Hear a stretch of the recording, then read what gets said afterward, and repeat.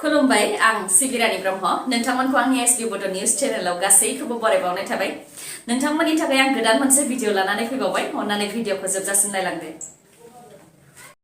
बीजिं winter Olympic 2022 आ दिनैनिफ्राय जागायजेनगोन गासै 1200 सुबुंफोरा टर्च रिले खालामनानै बीजिं विन्टार अलिम्पिक 2022 खौ दिनै बेखेवगोन बेखेवनाय आरो फोजोबनाय हाबाफारिनि टर्च रिलेआव बाहागो लानाय नङा भारत हादरनि डिप्ल'मेट्सफोरा चाइनानि राजथावनि बीजिंआव जानाय बीजिं विन्टार अलिम्पिकआव जागायनाय आरो जोबनायाव टर्च रिले खालामनायखौ बयकट खालामदों इन्डियान एम्बेसिनि टप डिप्ल'मेटफोरा फोरमायथिनाय बायदिब्ला थांनाय 2020 मायथाइनि जुन दानाव लादाखनि गालवान भेलियाव भारत आरो चाइनानि गेजेराव सिमाखौ लानानै दावराव दावसि जानायाव सा 20 इन्डियान सल्जारफोरा जिउ खोमानो गोनां जादोंमोन बे दावराव दावसि बुलायलायनायाव चाइनिज आर्मिनि रेजिमेन्ट कमान्डार किफाबावाबो दंमोन दा बिथांखौ चाइनानि सरकारा राजखान्थि खालामनानै बीजिं विन्टार अलिम्पिकनि टर्च रिलेआव टर्च बियारार जानो खाबु होदों जायखौ लानानै गोजोननाय गैयै फोरमायथिदों भारतनि डिप्ल'मेट्सफोरा आरो बे बीजिं विन्टार अलिम्पिकनि जागायनाय आरो जोबनायाव जानाय टर्च रिलेआव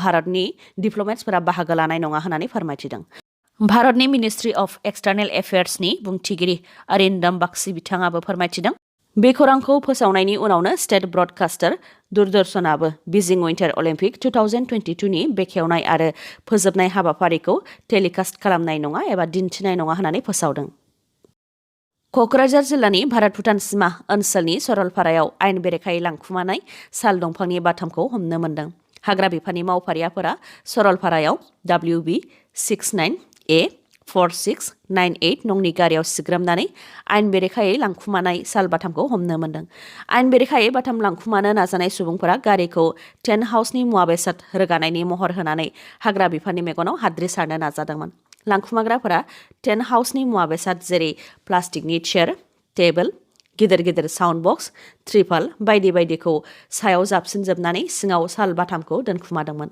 नाथाय गोबां नाजाथाबनायनि उनावबो बिथांमोननि नाजानाया फेलें जादों आरो हाग्रा बिफाननि आखायाव हमजानो गोनां जादों हमजानाय सुबुंफोरनि मुङा फारियै काजल दे सरकार मनजित दास बिथांमोना सोनाब बंगनि प्रनय दास बिप्लब दास आरो राजकुमार शाह सेरफांगुरिनि थांनाय 31 जानुवारियाव गुवाहाटी कामरुप मेट्र'नि गरचक नलपारायाव होखारजानाय गं 45 बर' नखरफोरखौ दुलाराय बर' फरायसा आफादनि दैदेनगिरि दिपेन बर' बिथाङा खौरां लाहैदों लोगोसे रिलिफआव गोनां जानाय माइरं दालि थाव बायदिनि अनसुंथाइ होदों जाथायखौ खौरां लाहैनानै दिपेन बर' बिथाङा फोरमायथिदों दि पाटासिल आमबारि बिड अफिसनि हाग्रा बिफानाव मावग्रा माखासे दुथांफोरा आयेन बेरेखायै हा आवग्रिनानै थादों होननानै गं 45 बर' नखरखौ सिफायहैदों बेनि अनगायैबो धोन सम्पतिबो लुथिनानै लांदों आरो मोसौखौबो दाननानै फैनायखौ मिथिनो मोन्दों होननानै फोरमायथिदों सोरखारनि फारसेनिफ्राय जेबो नटिस हरग्रोआलासे बे होस्रांनाय हाबाखौ मावदों दुथांफोरा नाथाय बे गामियावनो गुबुन गुबुन हारिनि सुबुंफोरा गोदानै न' लुनानै थाफैनाय दङ नाथाय बिथांमोननिफ्राय हाग्रा बिफाननि मावथिफोरा रां लानानै बिथांमोनखौ होखाराखै हाग्रा बिफाना गुबुन हारिनिफ्राय रां लानानै होखारि आरो बर' नखरफोरखौल' होखारनायनि हेंथा हाग्रा बिफाननि सायाव गोख्रों राहा लानांगौ आरो दुथांफोरनि सायाव नायबिजिरनांगौ होननानैबो हाग्रा बिफाननि मन्थ्रिनिसिम खावलायहरो बिथाङा लोगोसे बे हाखौ NGOफोरा दान होखानायसो आरो बर'फोरा गोलाव समनिफ्रायनो बे गामियाव रायजो जाबोदों बेनिखायनो जायखिजाया बिथिङावनो बे हाखौ एंगारनो नाङा बे हायावनो न' लुफिनगोन बे हाया जोंनिखा होननानै बुंथियो बिथां दिपेन बर'आ बिथाङा फोरमायथिबावदों दि आसामनि गिबि मन्थ्रि बिथाङा खोथा होदोंमोन ट्राइबेल आरो बर' सुबुंफोरखौ होस्रांनाय जानाय नङा माब्लाबाबो अत्याचार खालामनाय जानाय नङा ट्राइबेल आरो बर'फोरा बे हानिनो फिसाखा फरेस्ट राइट्स एक्ट 2006 नि गेजेरजों हानि मोनथाय होनाय जागोन आरो माब्लाबाबो होखारनाय जानाय नङा होननानै खोथा होदोंमोन नाथाय गुबुन फारसेथिं हाग्रा बिफाननि माखासे दुथांफोरा बर' नखरफोरखौल' होखारदों जायखौ लानानै सोरखारखौ आरो हाग्रा बिफानखौ गोख्रों रावै सोंखारिदों बिथाङा होस्रांजानाय बर'फोरा दिनै सानसेयाव बोथिसेल' ओंखाम जानानै थानो गोनां जादों होननानै दुखु फोरमायथिदों आरो बिथांमोनखौ मदद होनो थाखाय रायजो राजाफोरनाव दानखांनानै रिलिफनि मुवा बेसादफोरखौ जगायगोन होननानै फोरमायथियो बिथाङा लोगोसे बे जाथायखौ सोरखाराव थानाय MLA मन्थ्रि जायखिजाया दोलोनियानो जायाथों मानो सोरखारनि नटिसआव लाबोनांगौ होननानै खावलायो बेनि अनगायैबो फरेस्ट राइट्स एक्ट 2006 नि गेजेरजों हानि पाट्टा होनाय हानि मोनथाय होनाय रिलिफआव गोनां जानाय मुवा बेसाद सावस्रिनि फाहामथाय लोंनाय दै जगायनाय न' लुनानै होफिननायनि थाखाय सोरखारनिसिम खावलायहरो आरो बेयाव आसामनि गिबि मन्थ्रिखौ इनभल्भ एबा आखाइ होनो थाखायबो खावलायहरो बिथाङा। लोगोसे बिथाङा बुंथिबावदों दि बे होखारनाय जाथायाव सोरनिबा षड़यन्त्र दङ। जेब्लासिम होस्रांजानाय बर' सुबुंफोरखौ अरायनि थाखाय थानाय आरो जानायनि राहा खालामनानै होनो हाया अब्लासिम सोरखारजों जुजिबाय थागोन। गोनांथि जायोब्ला धर्ना होनो थाखायबो दुलाराय बर' फरायसा आफादा राजि होनानै बुंथियो। बे गासै जाथायखौ लानानै कामरुप मेट्र'नि डिसिनि गेजेरजों डक्टर हेमन्त बिश्व शर्मानिसिम मेम'रेन्डाम गथायगोन होननानैबो बुंथियो दिपेन बर' बिथाङा। जेरैखिजाया बिथिङाव आसाम हायार सेकेन्डारि आनजादखौ खुंफुंनो थागथियारि काउन्सिला अल आसाम स्टुडेन्ट इउनियनआ आसाम हायार सेकेन्डारि इडुकेसन काउन्सिलजों जानो गोनां हायार सेकेन्डारि आनजादखौ लानानै सावरायलायदोंमोन। अल आसाम स्टुडेन्ट इउनियननि गाहाय नेहाथारि शंकर ज्योति बर'आ बिथाङा फोरमायथिदों दि हायार सेकेन्डारि आनजादाव सिलेबासआ 100% थागोन, नाथाय फरायसाफोरा सोंनाय बेलायाव अप्शन मोननो हागोन। कभिड-19नि थाखाय आनजाद मिरुफोरखौ बांहोनो थाखायबो खावलायदों आसुआ। लोगोसे आनजादनि समाव सोरबा फरायसाया जुदि कभिड-19 पजिटिभ जायोब्ला बिथांखौबो आनजाद होनो हानाय बायदि राहा खालामनानै होनो थाखाय खावलायदों। काउन्सिलाबो फरायसाफोरनि इयुनखौ नोजोर होनानै जायखिजाया बिथिङावनो आनजाद खुंनो थाखाय राजि होननानै फोरमायथिदों। नाथाय देग्लाय हायार सेकेन्डारि आनजाद होग्राफोरनि अनजिमाया 35,000 खम जादों, जाय दुखुनांथाव होननानै फोरमायथियो बिथांमोनहा। जानो हागौ कभिड-19नि थाखाय मोजां क्लास जायै आरो फरायनाय जायैनि थाखाय माखासे फरायसाफ्रा आनजाद होनायनिफ्राय गोजानाव थादों। तामुलपुर जिल्लानि भारत-भुटान सिमा 1 नं पाहारपुराव रौनिया हान्जानि फोरोंथाय होबाय थानाय बमाया गंसे न'आव गोग्लैहैनायाव न'आ थेर-बेथेर जादों।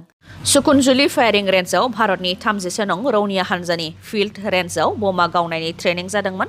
बेयावनो बमानि दिगा सोलायनानै भारत-भुटान सिमा 1 नं पाहारपुराव थानाय परमेश्वर हाजदा बिथांनि न'आव बमा गोग्लैहैदों, जायजों परमेश्वर हाजदानि न'आ थेर-बेथेर जादों। दुखुथिया नखरा फोरमायथिनाय बायदिब्ला न'आ प्राइम मिनिस्टार आवास योजना बिथांखिनि गेजेरजों मोननो हानायमोन। बे न'आवनो बमा गोग्लैनायाव न'नि उखुमा उरायदों। लोगोसे न'नि इन्जुराबो थेर-बेथेर जादों आरो न' सिङाव थानाय गोनां फोरमान पत्रफोराबो थेर-बेथेर जादों। बेनि अनगायैबो बिथांमोननि खाथियाव थानाय नखराबो बे बमा बेफ्रुनायजों खहा जाहैदों। जाथायखौ लानानै ओनसोलनि सुबुंफोरा दान्दिसे दुंहाव थासारि खालामदों। फोरमायथिनाय बायदिब्ला नखरनि गासैबो सुबुंफोरा ओंखाम जाखांनानै न'नि बाहेरायाव दंजोबोमोन।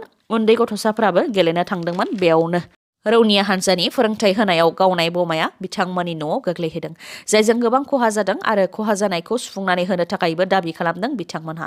ओनसोलनि सुबुंफोरा जाथायखौ लानानै दुंहाव थासारि खालामनायखौ दरंआजुलि आउटपस्टनि पुलिसफोरा थांनानै सामलायहैदों आरो रौनिया हान्जानि अफिसाराबो फैनानै जाथायखौ लानानै निमाहा बिफैदों। लोगोसे खहा जानायखौ सुफुंनानै होनो थाखाय रादाय होदों बिथांमोनहा। मुंदांखा पुष्पा सावथुननि बायदि दंफांनि फालांगि खालामनो थांनानै हमजाबाय सासे सुबुङा। साउथनि सावथुन पुष्पा सावथुना गासै भारतनिफ्रायनो गोबां अनसायजानायखौ मोन्दों, जाय सावथुना आयेन बेरेखा दंफां फालांगि खालामनायनि सायाव। बे सावथुनजों थुलुंगा मोननानैनो सासे यासिन इनायतुल्ला मुंनि बेंगालरनि ड्राइभारा गोजा चन्दन दंफांखौ लांखुमानो नाजादोंमोन। महाराष्ट्र पुलिसा फोरमायथिनाय बायदिब्ला ड्राइभारा दंफांखौ लानानै कर्नाटक सिमाखौ जायखिजाया राहाजों बारग'नो हाबायमोन, उनाव महाराष्ट्र पुलिसनि आखायाव हमजादों। पुष्पा सावथुन बायदि गारि ड्राइभारा ट्राकनि गोजौआव मैगं-थाइगं आरो फिथाइ-सामथाइ दोननानै सिङाव गोजा चन्दन दंफां थुख्राखौ दोनखुमादोंमोन आरो ट्राकआव कभिड-19 एसेन्सियेल सार्भिस लिरनानै लादोंमोन। नाथाय बिथांनि नाजानाया फेलें। महाराष्ट्र पुलिसनि आखायाव हमजानो गोनां जादों। फोरमायथिनाय बायदिब्ला हमनो मोननाय दंफांनि बेसेना 2.45 कौटि रां आरो ट्राकनि बेसेना 10 लाख रां। 2022 मायथाइनि जानुवारि दाननि बेकार जेंनानि सायाव दिहुननाय रिपर्टनि बायदिब्ला हारियाना रायजोआवनो बेकार जेंनाया बयनिख्रुइबो बांसिन आरो तेलेंगाना रायजोआव बयनिख्रुइबो खमसिन। Centre for monitoring Indian economy (CMIE) आ भारतनि रायजोफोरनि बेकार जेंनानि सायाव दिहुननाय रिपर्टनि बायदिब्ला हारियानायावनो बयनिख्रुइबो बांसिन बेकार जेंना दङ, 23.4%। आसामाव 8.5%, राजस्थानाव 18.9%, त्रिपुरायाव 17.1%, गुजरातआव 1.2%, मेघालयआव 1.5%, उडिशायाव 1.8%, तेलेंगानायावनो बयनिख्रुइबो खमसिन 0.7%। गासै आसामजों लोगोसे बिटिआरआवबो बिजेपि दोलोआ गोख्रों जानो थांगासिनो दङ। बिजेपि क'क्राझार जिल्ला कमिटिआ क'क्राझाराव मावखुलि लुफुंनो थाखाय अन्थाइ खाम्फा गायसनदों। क'क्राझारनि सानजाहा थानाय गोदान फ्लाइअभारनि साखाथियाव लुफुंजागोन बिजेपिनि गोदान मावखुलिया। आसाम प्रदेश बिजेपिनि नेहाथारि फणेन्द्रनाथ शर्मा बिथाङा अन्थाइ खाम्फा गायसनदों। लोगोसे बे हाबाफारियाव बिटिसिनि मावफुं सोद्रोमा अरुप कुमार देब, गौतम दास, एमसिएलए राजीव कुमार ब्रह्म आरो क'क्राझार जिल्ला कमिटि बिजेपिनि आफादगिरि राजकुमार ब्रह्म बिथांमोनहाबो बाहागो लादों। फोरमायथिनाय बायदिब्ला सिगांनि समाव बिजेपिनि मावखुलिया भारायावसोमोन, नाथाय दा मोनथाम थाला थानाय बिल्डिं लुफुंनो थांगासिनो दङ। मोनथाम थालानि बिल्डिंआव गोजौनि थाखोआव कमिउनिटि हल थागोन। बेनि अनगायैबो मोनफ्रोमबो मर्चानि थाखाय गावबागाव खथा थागोन, जेरै पेरेन्ट बडिनि थाखाय गुबुन खथा, महिला मर्चानि थाखाय गुबुन खथा। बेबायदिनो गासै 9 मर्चानि थाखाय गुबुन गुबुन खथा थागोन आरो बे बिल्डिंखौ थाबैनो लुफुंगोन होननानै फोरमायथिदों। लोगोसे मण्डल अफिसखौबो थाबैनो लुफुंगोन होननानै फोरमायथिदों बिजेपि दोलोनिफ्राय। दिनैनि भिडिअआ एसेनोसै। गाबोन आरो गोदान भिडिअजों लोगो मोनफिनबावगोन। नोंथाङा दासिमबो आंनि चेनेलखौ साबस्क्राइब खालामाखैबा अन्नानै साबस्क्राइब खालामदो, लोगोसे लाइक, कमेन्ट आरो शेयार खालामनो दाबाव। गोजोन्थों।